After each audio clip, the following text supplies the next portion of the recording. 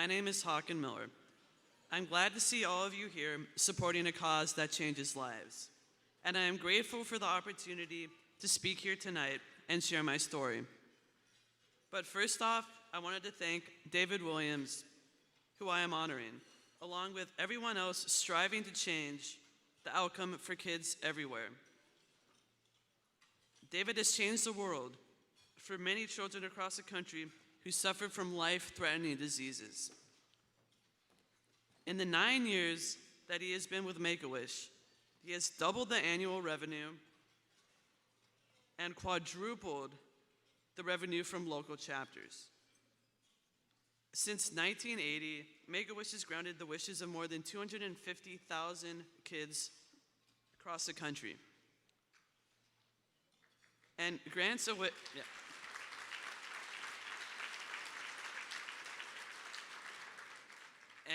And grants a wish to every child approximately 38 minutes every day.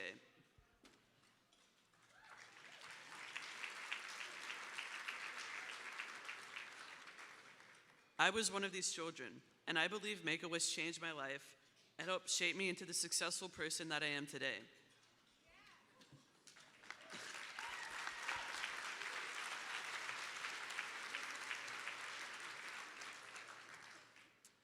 Now at the age of 17, I can look back on my experience with Make-A-Wish with gratitude for the opportunity that they have given me. I was 6 years old. Looking around my pediatrician's exam room, I found murals of African mammals along with cotton balls on the tables. The pediatrician came in and talked to my parents for a long time. I only noticed that their faces were growing darker.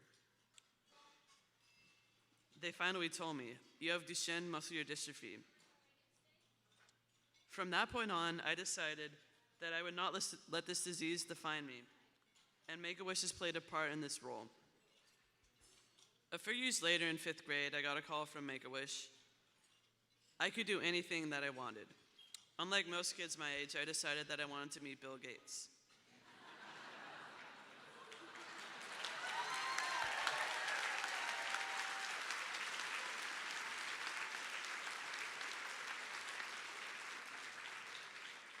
He wasn't an athlete, superstar, or musician, but a person who had experienced his own adversity.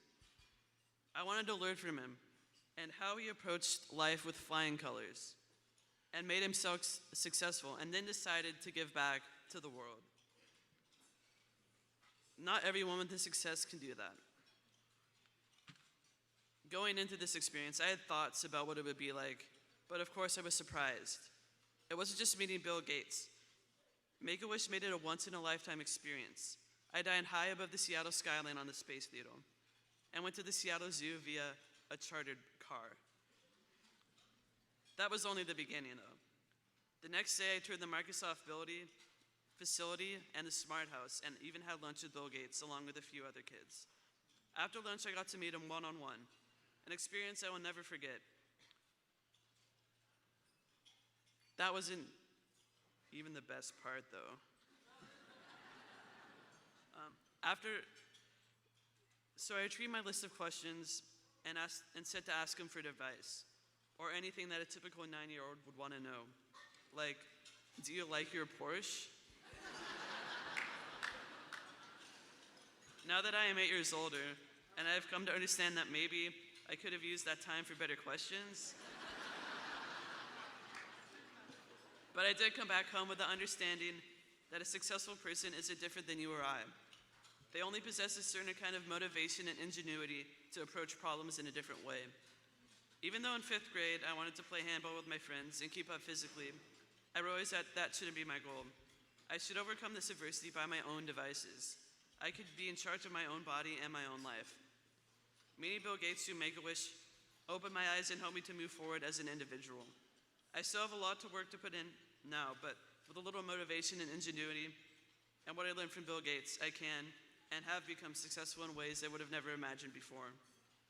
A lot of boys with Duchenne muscular dystrophy are lonely because they cannot do things other boys do. Bill Gates also was a little different than kids in his school, but that didn't stop him at all. I learned from Mr. Gates that it's okay to be different. The main thing is to set your sights on your goals. I've been blessed with many wonderful opportunities. Travel, although I haven't been to Mr. Gates' favorite country, Australia, hopefully soon. I had an opportunity to intern at the Orange County Register. This summer I learned firsthand how I made a difference in people's lives through journalism. Bill Gates also told me about his foundation and how interested he was in medical research. This really impressed me that someone so successful was spending free time to help cure other people. I've also had an opportunity to be a spokesperson for Cure Duchenne, a foundation that my parents have started to help other boys with a disease like mine. Just as Mr. Williams and Mr. Gates have done, I'd like to help other people also. I've been blessed that I'm doing better than many other boys with Duchenne, and I realize that if Mr. Gates had time to think of others, then I want to use my talents the same way as he did. I feel that meeting Bill Gates has helped my success in school, in my social life, in Boy Scouts, and in journalism. I am forever grateful for this opportunity because it has incentivized me to do my best because my mind was the only thing I had control of. And through that now, I have control of my body. Make-A-Wish didn't make my disease go away, but they made a big difference in my life. And tonight, I would like to recognize Mr. Williams. He's being honored because Make-A-Wish demonstrates the true definition of hope for many children with rare, life-threatening conditions. The power of the Wish experience is so impactful and something that I can attest to firsthand. On behalf of Global Genes, please congratulate Mr. David Williams as this year's Champion of Hope and Public Service honoree for his continued leadership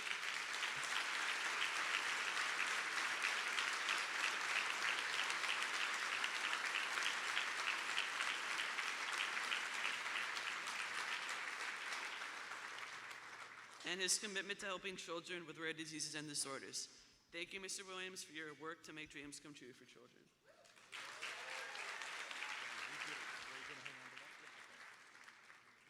How about that young man? Did he do a good job or what?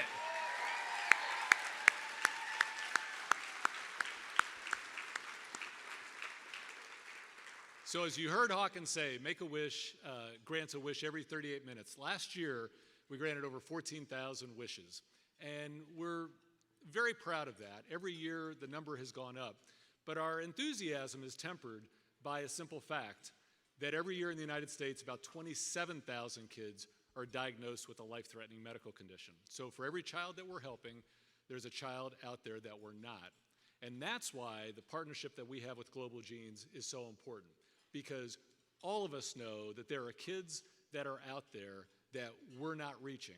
There are a lot of misconceptions about who qualifies for a wish. And so we're excited to be able to work with Nicole and her team to be able to communicate what Make-A-Wish does and who is eligible for those wishes.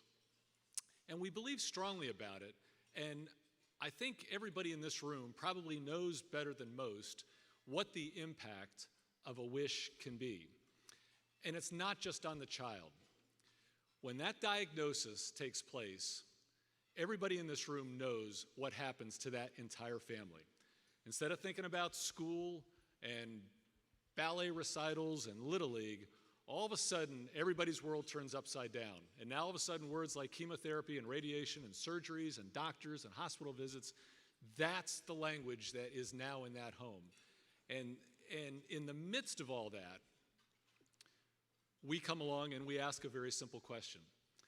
But it's because of the impact that can take place not just on that child, but on the brothers and sisters who very often get pushed aside because, frankly, everybody's first wish is for that child to get better. Because we know what a wish can do for the entire family. Wishes involve the entire family because we know that wishes can strengthen families and bring them together. And so I'm just thrilled to be here tonight, to be launching this partnership with Global Genes. And I want to thank each and every one of you for what you do for not just kids like Hawken, but for adults who have rare diseases. So thank you for your presence. Thank you for being here tonight.